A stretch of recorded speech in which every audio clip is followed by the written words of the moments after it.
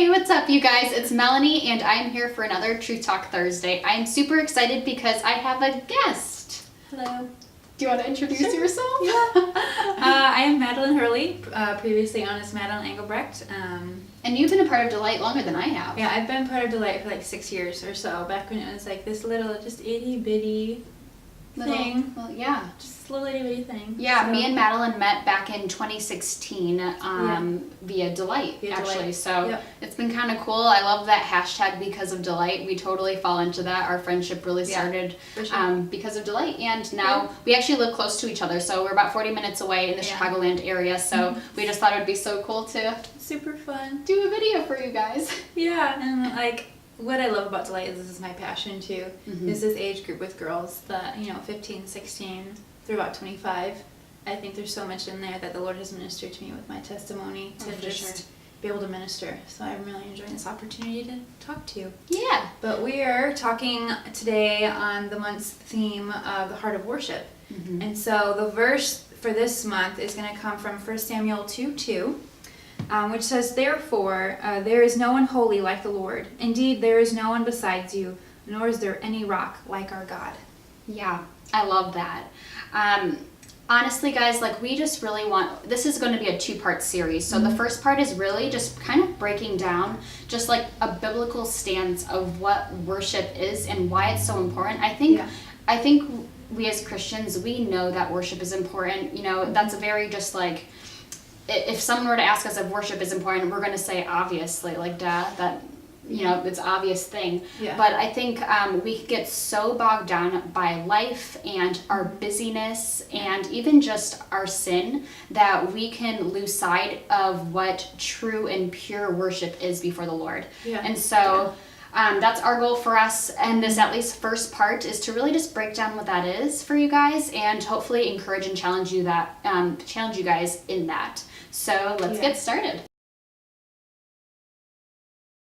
So what you may be wondering is, what is worship? And so we obviously know that worship is something that we are to do. It's an action. But what I loved is that we actually had a chance to kind of just break down what the actual Hebrew words were for worship. And there's a ton of them. There's a ton.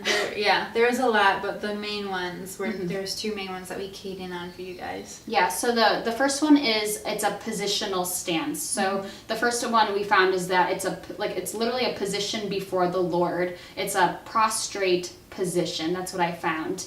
And it's a reverence before him. And then the second one is... The second one, it talks about your heart posture more than just your physical stance. And really when you get down to it, and just the cut and dry is honestly, the heart posture for worship is serving. Yeah. It's an act of service to the Lord. Yeah. And what I love about that word is that it's active, right? It's almost like faith, where you are actively waiting on the Lord. I love that.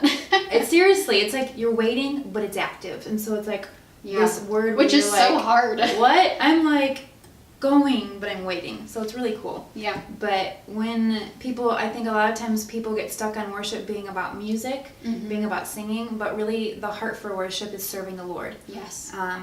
Everything that we do for him should be out of service to him, out of reverence, and really a heart of thankfulness for him. And so I think really genuinely the heart is service. Everything that we do is serving. Yeah. And I think kind of going off of that, I'm going to be bringing us into the Psalms, but I love the fact that we, in terms of worship, it's also having a heart of awe. It's being in awe of God, being in awe of his creation. And I'm actually going to do that now. So let's go into Psalm 8, 1 through 6. And it says, "How majestic is your name." And I'm just going to read a few verses, but it says, "O Lord, our Lord, how majestic is your name in all of the earth. You have set your glory above the heavens, out of the mouth of babies and infants. You have established strength because of your foes, to still the enemy and the avenger. When I look at your heavens, the work of your fingers, the moon and the stars which you have set in place, what is man that you are mindful of him, and the son of man that you care for him? Yet you have made him a little lower than the heavenly beings, and crowned him with glory and honor. You have given him dominion over the works of your hands, and you have put all things under his feet." And I just love that so much because it really just reminds us that we are so small. It's so easy for us to put ourselves on the throne and to be mini gods, and that is just so far from what having a heart in pure worship, or having a pure heart of worship truly is. Yeah. And I wrote down here in my notes that to worship God is to acknowledge ourselves and the world around us as creations of our Creator. And oh man, like I'm just thinking, even in my own life, it's so easy for me to kind of go along and forget that I am, like I said, like I am small, that I'm not the God of my own life, and that I am not worthy of being worshipped. He is. God is worthy of being worshipped. And I wrote down here, to worship our Creator here on earth is to bow down to His throne. So it's to give up our throne that we think we have, and to bow down before His throne, which is the positional stance of worship. It's that reverent stance of having an eagerness and a willingness to be before Him and be in awe of Him, be in awe of His creation, be in awe of His majesty. And the second one is to bring glory and honor to His name. And so not just stand before Him, but we are to, what you were saying, it's an active thing. To worship Him is an active service to Him. And ultimately it's bringing Him honor and Him glory, and not ourselves. Yeah. Did you want to touch on anything? No. Okay. I think that's good. Perfect. All right, so we're going to go over into 1 Samuel again, and we're going to break down Hannah's prayer. So we're going to talk about Hannah's prayer, and this goes back to our first verse, or this month's theme verse, I guess. And hit it.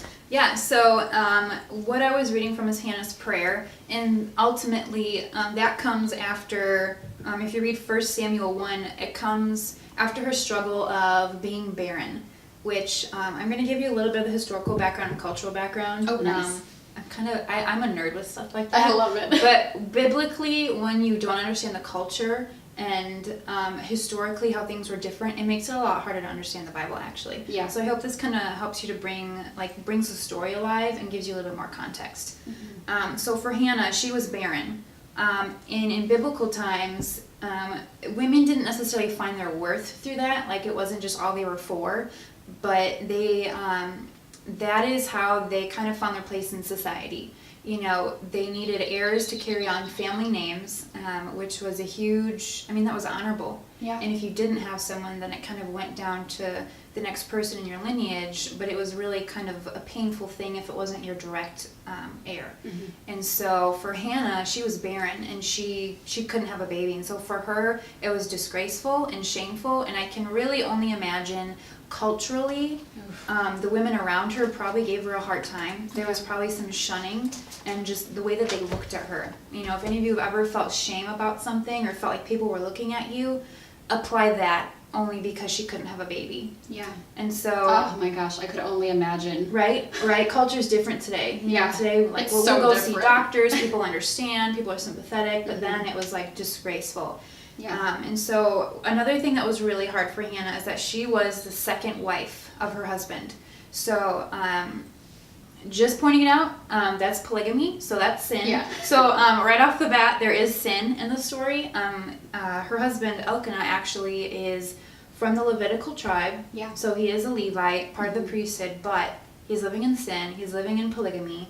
His first wife has a ton of children, so she's just like, man, she's it. She is all of it. She's the first wife. She has children, so she's brought her husband honor and glory with that.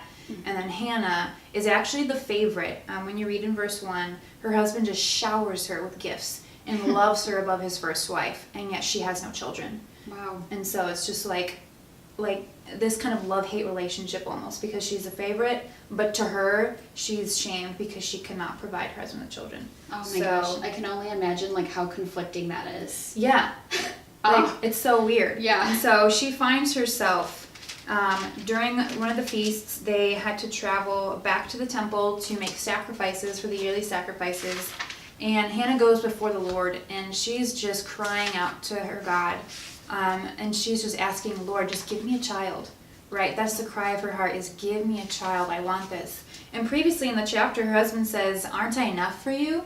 Like, isn't it like, aren't I better than 10 sons? And so, but her heart cry isn't saying you're not good enough. It's saying, Lord, I want to do this. God has created women to have just such a nurturing heart. And so she feels that need for that, and she wants to do that. And so she tells the Lord, she says, if you give me a child, then I will give him back to you. Yeah. And I think that's really, really cool. Yeah. What would you say just in that story, like, what would you say is just the, like in terms of bringing it back to a heart of worship?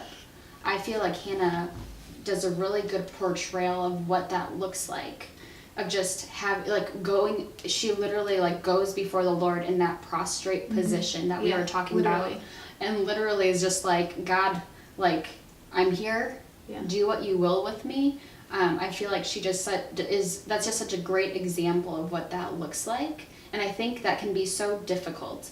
Like, her story, I would say, is very much an exception to what we have found in the overall biblical timeline. You know what I mean? Yeah. Most people don't have that, and she is so willing to be in a position where she's just like, all right, Lord. Humility. Yeah, it's very, thank you. I was trying to think of the word. No, that's okay. Her heart is it's humble. She didn't have to, well, actually, no, she did. She went through a state of humbleness, and being humbled by the first wife, that's totally just like shaming her. But then she goes before the Lord and says, I don't want this necessarily for me. Like, you can have it back. You can have my child back. Just give me a child that I can give birth to carry on the lineage. And so I think that's really neat. And then in the end, when the Lord allows her to conceive and she gives birth to Samuel, she honors that. And she lets go of her firstborn. She lets go of that first fruit of her obedience, her willingness to submit to the Lord and his ultimate plan for her life. Yeah. And she gives it back, which I think is really cool. Like, in today's age, that's like crazy. Yeah. Like, I don't always live that way. Mm-hmm. Like, that is so difficult. And I think that's the thing that we want to like touch on for you guys at home is this is not easy. And I think you know that. Mm-hmm. But I think sometimes it has to be said. We have to say it out loud. This is hard. To worship God is hard. Mm-hmm. But we need to do it. We're called to do it. Like, I actually had wrote in my notes here that like, we were created to worship our Creator. And that's difficult because we innately have sin. We innately want to worship ourselves. We innately want to worship the gift over, or the gifts over the giver. Yeah. And oh man, this is hard stuff. It's really hard. And there's a saying at my church. We kind of refer to us as like the flesh. Mm-hmm. And so oftentimes it's like you just have to kill your flesh. Yeah. You have to put it down. You have to crucify your flesh, and you have to let go of what you want. Take the light off of yourself and put it back up, because it's not about you. Get out of your mind about yourself. Yeah. Like, oftentimes when I have a conversation with the Lord, he's like, get over yourself. This isn't about you. I know. Get over yourself, what you want, what you think you deserve, because we don't deserve anything but death on that cross. Yep. And so get over yourself and look at the bigger picture that he's trying to orchestrate around you with the different circumstances, potential trials you feel you are suffering, and then look at those around you who are needing to be touched by who we are as Christ ambassadors, and to just go out and do what he's calling us to do and stop being so self-centered. Yeah. But it's really hard. It is hard. And I was going to actually, something kind of sparked in my brain that when we were talking is me personally, some of my greatest moments of worshiping God has been in my hardest trials. Yeah. And Hannah shows us that. This is a trial. This is something that she probably never expected for herself. Mm-hmm. I don't think a lot of women grow up assuming that they can't have children. Yeah. It's especially in this culture, it's kind of assumed. And so I think that it's such a great point to touch on the fact that when trials and suffering and tribulations come, we should know first and foremost, we need to go on bended knee before him and worship him. The best reaction that we can have in our suffering and trials is worship. Yeah. And to praise him, even in the midst of all of those trials. And again, that is really hard. It's really hard. It's really hard. And one of the things I tend to do is I ask the Lord very point blank questions. But that's really hard to do if you're not willing to accept a point blank answer. And so if I was in Hannah's situation today, my point blank question would be, Lord, why can I not get pregnant? Like, why is this not happening? The answer in that moment is, this is not your season. Yeah. And as a woman, she wants to nurture, she wants to provide her husband. Which are all good things. It's all good things. You Right. know, she's not saying, Lord, why can't I have this fancy house and really expensive cars, right? It's, Lord, I just want a baby. When his answer is, this is not your season, your heart posture should then be, your will be done. Lord, I will continue to praise you in this. Yeah. What is next? What am I supposed to be focusing on now? And then redirect your thoughts. Allow yourself to mourn in that season what you feel like you thought you were going to have. Yeah. But then let it go ultimately and recognize that the Lord most likely will bring that back around. Yeah. If it's sin, throw it out. It's not going to come back. But when you know it's something that's good, the Lord will give it back around in the right season. Odds are he's just taking you through a heart journey so that you're ready. Oh, I love that heart We journey. feel like we're ready. I love that. But then in that preparation, we realize we're not ready. And we look Yeah. back once we're in that season and go, oh my gosh, I was not ready. And our I was worship not is prepared. greater. It's greater because we get it. Because we get it. We understand. And that's the hard part is once you're over that part, you get it. It's trying to recognize in that season of your heart journey, I need to remember that I'm going to look back and be thankful for this. Yeah. Even when you don't get it. I kind of was just thinking that, like, having a heart of worship is like our job. Yeah. It's like in our job description as, like, Christ followers. I've never thought about it like that before. Yeah. It just kind of popped in my head, but, like, if I were to have, like, if God were to give me, like, a job description of, like, this is what it looks like to follow me, that would be right in there. It is. It would be first and foremost. It is. When you flip over to the New Testament, it pretty much gives you your job description as a believer, which is to go out, to the end of the world, to your neighbor, which is the end of the world, by the way. It doesn't have to be across into another country. Right. It's to I love that. suffer hardship, to allow yourself to go through that pressing out of your flesh, to live in community, to be surrounded by the fellow believers, and to worship. I mean, the Psalms talk about if we don't cry out, then the rocks will. Yeah. And that's shameful for us because if we're not Wow. doing it, so God has to cause creation to do it for us, then we're missing it. Yeah. Oh my gosh. I love that. That's good. You're like, I'm just reading the Bible. I'm just reading the word and connecting things as I speak. Oh, I love that so much. So kind of just to conclude here, we wrote down Hannah is a great example of a pure heart of worship, but not every story is like this. No. A few examples is Moses grew tired and impatient and wanted the gift more than the giver. He wanted the promised land more than the promises of God. Yeah. Job, he needed to be humbled and put in his rightful place before the Lord. He's going through so much suffering. Yeah. And what does God tell him? God, and in the end, his answers to his friends are good.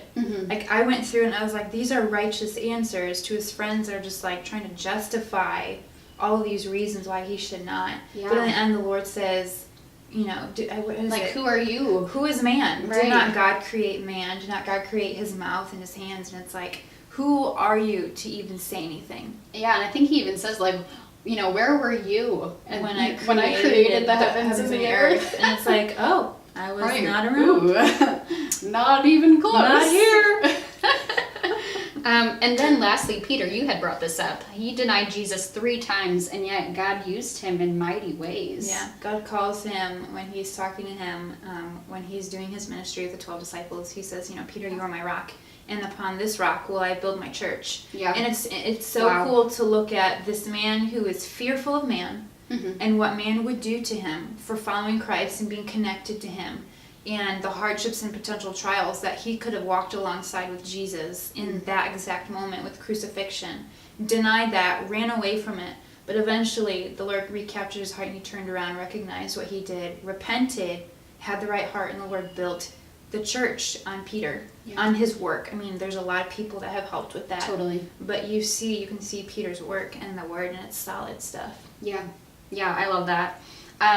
It was your idea to give them homework, so do you want to explain what that is? So we want to, it's that. really fun. And this is really get to know your Word. Get to know the people in the Bible because they're real.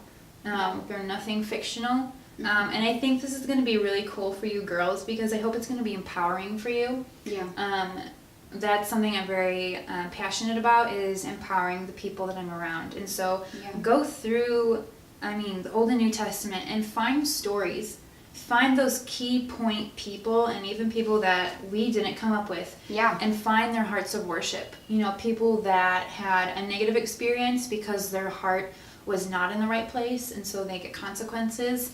And then the people that obey the Lord and they receive blessings.